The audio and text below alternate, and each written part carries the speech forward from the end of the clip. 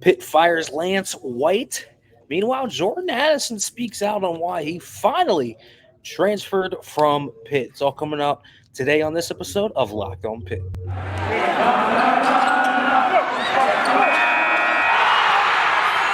You are Locked On Pitt, your daily podcast on the Pittsburgh Panthers, part of the Locked On Podcast Network, your team every day.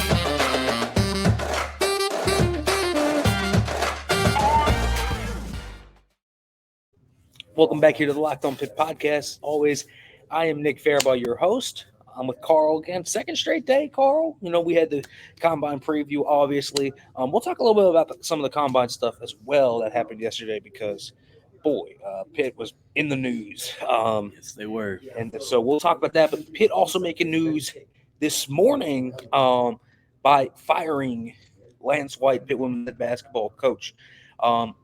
Our own, working at Pittsburgh Sports Now, our own Alan Saunders broke that story. Pitt confirmed it about 20 minutes later. Lance White is out after 5 years at the Peterson Event Center. 42-99 in his 5 years. It's the worst 5-year stretch in the women's basketball history. And again, it's not a prolific program history, but they haven't made the tournament since 2015. Carl, it felt like, it was just time for a change. Yeah, it was a matter of time. I mean, you go 42 wins in 5 years is not where you need to be. I know it's a tough job. You don't bring in the top recruits to play at Pitt, but you have to do better than that. And when you have a 5-year high of 3 conference wins, you have to do better than that. And it's Heather like saying, 5 years, we gave you 5 years. You had 5 years to turn it around here. You brought in some good players. It just didn't work out for everyone involved, and it's time to move on. And that's what Pitt needed in the end here. Yeah, I mean, they needed it in the end. And, Lance White, I've had many opportunities to interview him. I've had him on the show. In fact, I've talked with Lance many times over those 5 years. One of the nicest guys you'll ever meet. Just not even in sports, just in life. Just a kind soul. And the hire at first was really good, coming from a really good program like Florida State. You felt like that could work. That was something that Heather Light kind of honed in on. She wanted those top assistants in basketball, specifically. Jeff Capel was the same way. Obviously, the Capel hire didn't work out at first, but now Pitt men's basketball is kind of where they want to be. But the women's basketball team, whenever you watch them, Carl, just out of focus, turn the ball over, and there's a lot of players that come in the program that haven't improved. And he's been given enough time to get his own players here, and they part ways with him on the heels of him having his highest rated recruiting class, but he's had high rated recruiting classes before, right? And it's not like this team is devoid of talent, but it is devoid of development. Yeah, I mean, and you hope that the girls he brought in will stay around. They hope they can build a nice core with those young women and try to build the culture here. But obviously, great guy, great hire at the time. In the end, he wasn't a great coach at Pitt. That might change elsewhere, but it was time for a much-needed change, a reset, and Pitt on the hunt for new women's basketball coach now. Yeah, and you know this as well as I do in basketball, football, and some sports. Some people are really good assistants. Lance was a great assistant. He brought in many top recruits at Florida State. He really helped build that program up. He still recruited very well here at Pitt, but sometimes those guys aren't ready to take the next step to the head coaching position. He had never had a head coaching job before it. So he unlike Jeff Capel, who had been head coach at VCU in Oklahoma before coming to Pitt, White was just a top assistant at Florida State. So when we're talking now about the next hire, I don't think there's not much to talk about in terms of Lance White. Everyone kind of knew the move was coming, and it's the right move as much as I love Lance, right? But now that you look at what they need, my guess is instead of going the assistant route, I think that they're going to go for a mid-major head coach here. They already kind of tried the assistant route. They've done the head coaching route too. The last time they hired a head coach outside of Lance White was obviously Susan McConnell-Serio, who came from Duquesne, and she coached Oakland Catholic before that. She was a Pittsburgh connection. I don't really know who specifically they're going to hire, but I feel like it has to be a head coach at this point that has had that kind of has ties to the ACC or the Big East area, recruiting area that they like to recruit in, and someone that's just run a program before. Exactly. And you want someone who has that experience of being a leader, someone who has been there, done that.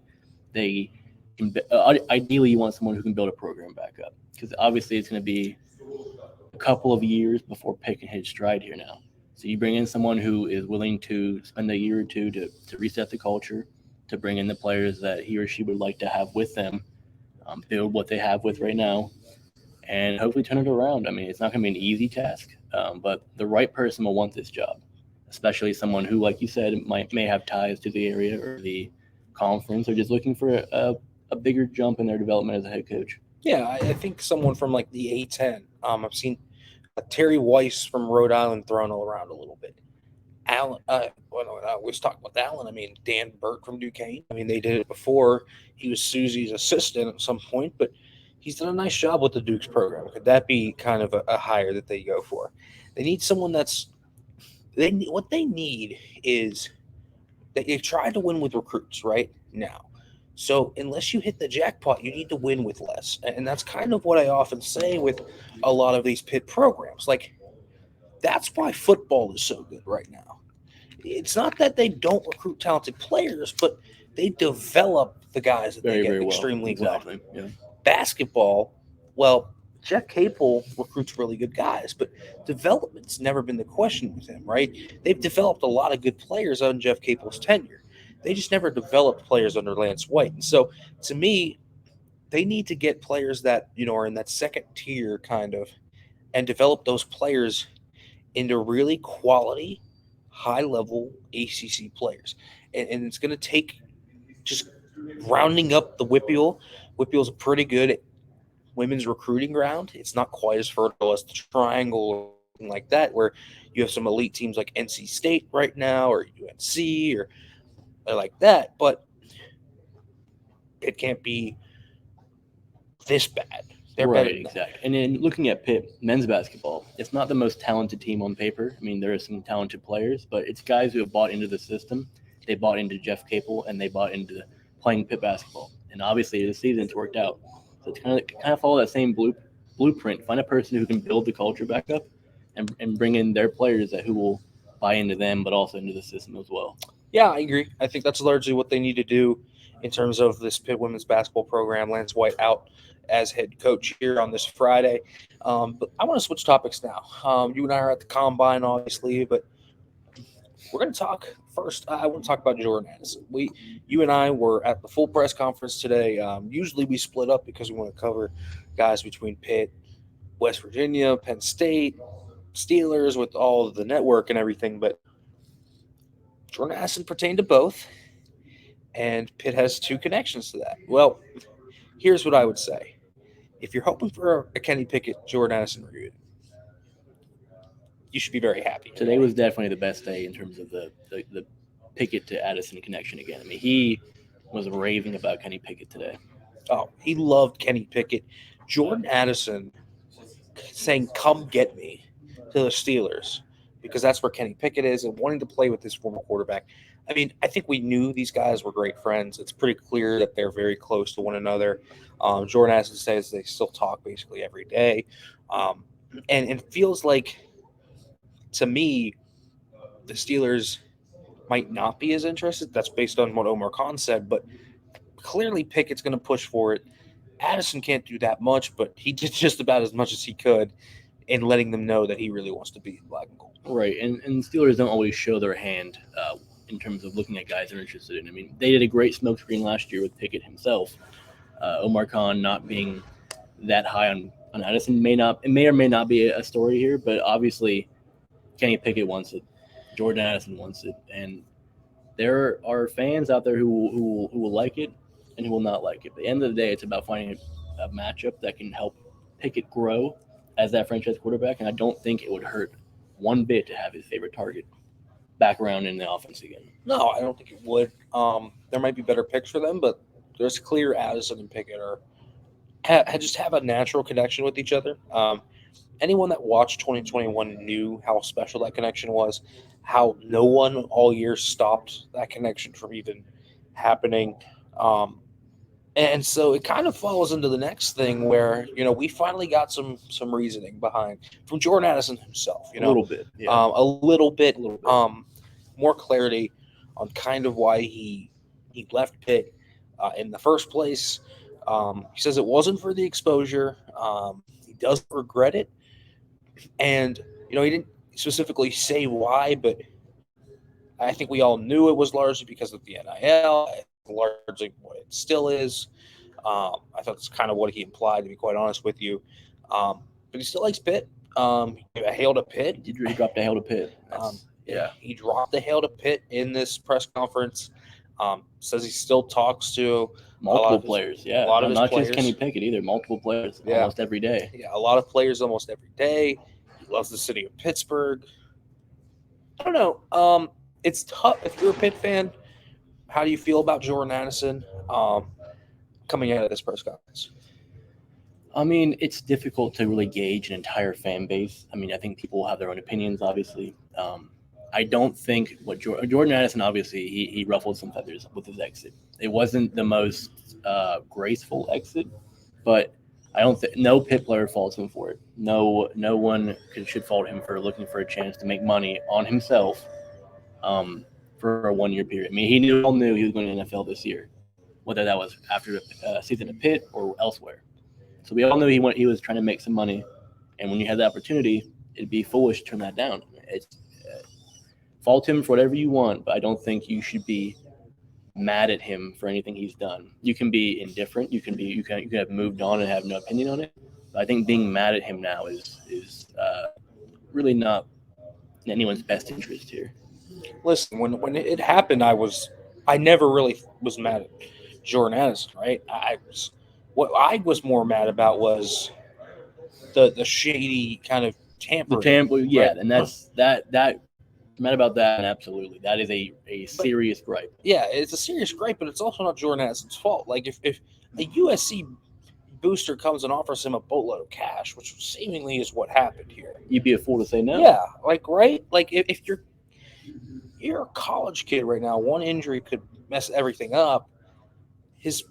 And really, if I'm Jordan Addison, why would I have any regrets? I still got paid. My draft stock really didn't hurt that much. Yes, I didn't have the stats I did last year, and I didn't win the Biletnikoff, but he's still going to be a first-round draft pick. He's on pace for what he was going to do at Pitt, yeah. Yeah, last year he maybe was a top 10 projected pick. I don't think he was ever going in the top 10. I think that was very ambitious, even with that.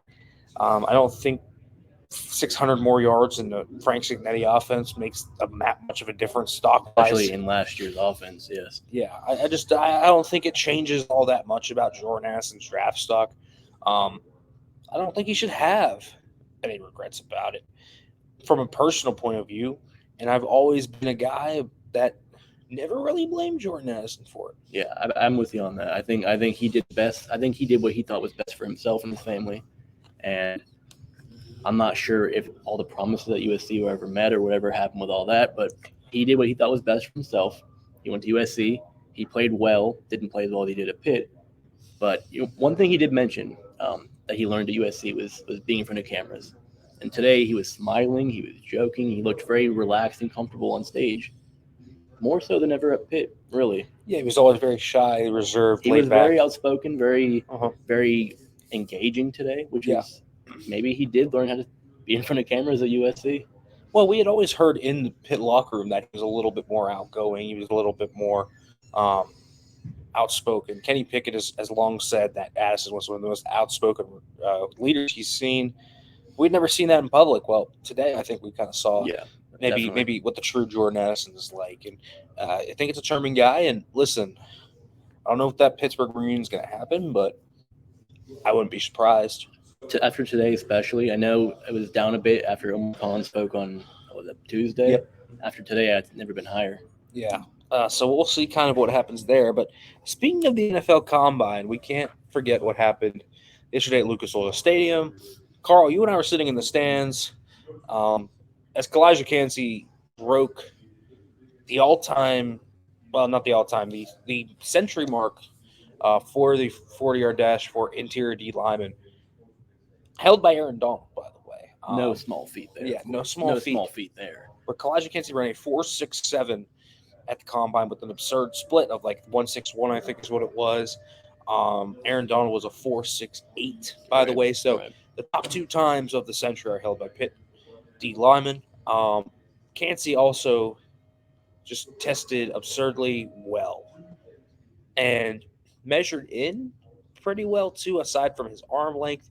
He's a weird player to kind of project. He's doesn't have that length. He's not as undersized as you thought he was, but still, when only having 29 and 5/8 inch arms, it's a question of what's going on. I think actually it's 30 and 5. I think he was he had that 30 mark, right? Yeah, 30 and 5/8 inch, which is still very. I think it's 5th percentile for the. It's not great, but we didn't expect it to be great.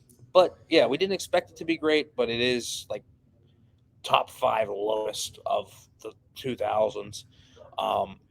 It's crazy, but I know what that man can do on tape. I know how good he is, how good the tape is, the type of stuff he can make, and the athleticism that he showcased was just the kind of show on top. I thought that it was really impressive to watch Calijah Kancey put on the show he did. Absolutely. I mean, he runs the first one at 4.78. He's like, okay, that's fast. He's 281 pounds. That's fast. Run the second one, 4.73. Wow. And then the official time comes in at 4.67. It's like, is this the actual time? He ran a 4.67 at 281 pounds, the fastest by a D tackle in combine last 20 years. And he is a very, very impressive guy. And to measure in at 6'1", 282, that was a dream come true scenario for him. I mean, he's still not the biggest D tackle out there, but that's a great size for him. He's not a slight guy by any means. He's a big, burly man, but he's gonna have those undersized comments around him, and the arms do hurt. But for him to be that quick, that explosive, he didn't do any field drill yesterday. He's saving it for Pitt's Pro Day next month. But he also didn't jump. Right. So we'll see how explosive he is in the vertical and then the broad jump. But to run a 4.67, yeah, crazy. That is a monumental number, especially at his current size. Which, I mean, he made himself some money yesterday. He made himself into, I'd say, an almost surefire first-round pick. Yeah, I think he's going to be a first-round pick. He's Mel Kiper's second defensive tackle over Brian Brzee, Siaki Ika, Gervon Dexter, any of those guys. The only one above him is of course, Jalen Carter. So, Kancey, man, I mean, there has been talk of this guy going top 15. So, we'll see how high Calijah Kancey ends up going. I think he's going to be a really good player. The Aaron Donald connection only strengthened now, of course, by breaking his own record. But let's not forget Haba Baldonado. And Haba came into yesterday, whatever you thought, 6'4", 251 officially, good weight, good size. We expected that. 33-inch arms. I thought it was a little longer than I thought he would size, be. Yeah, he's a little longer than I thought he would be. But here's where I thought was really impressive. 4.78 40. That's good. I don't really care about the 40 as much though.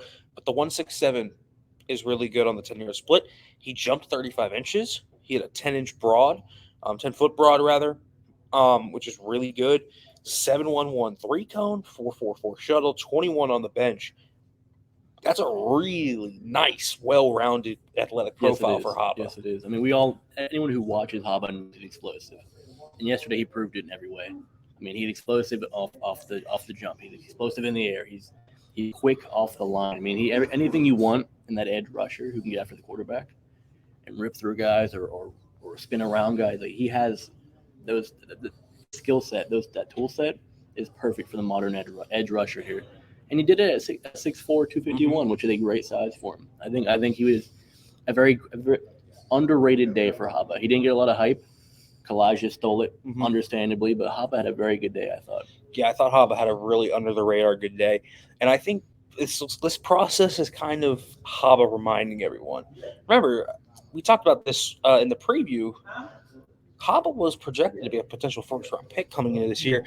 His injuries have kind of built up. He and all of that, but he did come in relaxed in the press conference, and I think it's showcased now with how well he tested, how he was great at the Shrine game. I mean, he's building quite a nice resume here. I don't know where he's going to go, but third, fourth round seems about right to me. I think he could be a day 2 pick. I don't know about second round, but third round. Round pick. He go around the same areas that Patrick Jones and Rashad Weaver went. That's kind of what I think. Yeah, absolutely. I think rough season. Never once complained. Never once mailed it in. Where it's like, okay, I'm gonna mail it in. I'm gonna wait for the off season. Finish the season. Comes out to the Shrine Bowl, crushes it. Comes up to Combine, crushing it. I think everything he could do right in this process, he has done right. He said the right things. He's done the right things. He's explosive. He's a big guy.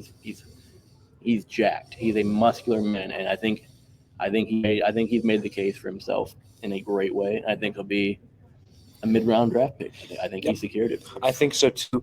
Now on the flip side, I think it was disappointing for Servasi Addison to not be able to do anything. Didn't do field, didn't test, just got measured. That was it. Now he did measure in at 6'1", which was really good. I didn't expect him to actually measure in that well. But he's 6'1", I think 226. Yeah. A little light, really light. But so he's going to need to run well whenever he does run. But apparently he's still dealing with that foot injury he suffered at the Senior Bowl. And I'm not sure if we'll see him at the Pro Day or not. I imagine we'll see him at the Pro Day. It's still about a month away here, but disappointing, sure. But he got to meet with teams, formal, informal. He didn't want to say who he met with, but respect for that. And I think we'll see him. I think we'll see him test fairly well. He's an athletic guy. I don't think he's a crazy athlete by any means, but he should run well. He should be relatively explosive. Yeah, and he's down 5% body fat. Yeah, he's 7% body fat. But if you come here at 226, I'm interested to see what he comes in at Pro Day. I wonder if he comes in more around 230-ish, and what he's going to have to do then at 6'1", 230. That's still light, but not crazy light. Right. And what he needs to do then, to me, is run 4.6-ish. 4.6 would be a great time for him. Yeah, I think 4.6 would be good. Mid-30 rounds. He can't go over. Yeah. He can't go over 4.7. That's what I would say. And I think he's faster than that. He's not a great athlete, but I think Voss is an average to slightly above average athlete. Yeah, but he's really good player. He's athletic in ways that benefit him on the field. Yeah, and I think we know that by just kind of the type of player that Voss has proven himself to be over his career at Pitt. An instinctual player that uses really good instincts with average athleticism. IQ, right? He can read the game well and react to it well enough to be a plus tackler. Absolutely, and that's my feel of Voss every time you come see him. I don't think he really affected his stock. It's just a bummer, and you hope the foot injury gets better. So I certainly hope that.